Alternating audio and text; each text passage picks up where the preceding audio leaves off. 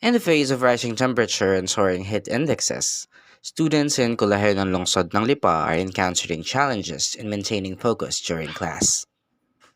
As temperature climbs, classroom became uncomfortably warm, posing difficulties for both students and teachers alike. The heat not only makes harder to concentrate, but also raises concerns about students' well-being.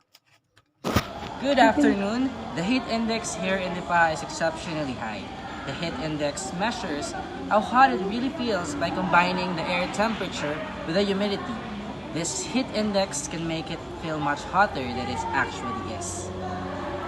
Alis po kasi ako madistract kapag ganun. Pag nadidistract po ako, tumitigil po ako sa aking ginagawa. For example, nagsosolve ako ng isang equation. So, sa halip na ituloy ko yung ginagawa ko, nagpapaypay po talaga ako o kaya naman nangihiram ako ng electric fan, mini electric fan sa aking seatmate or aking kaibigan.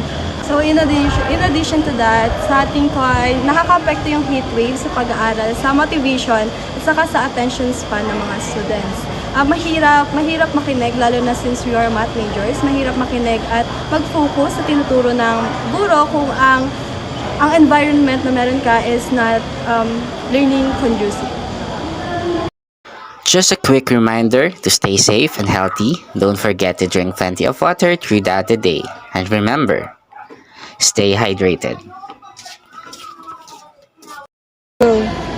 From Kolehiyo ng Lungsod ng Lipa, Annex Campus, this is Aldwin Tizan, Emblem News.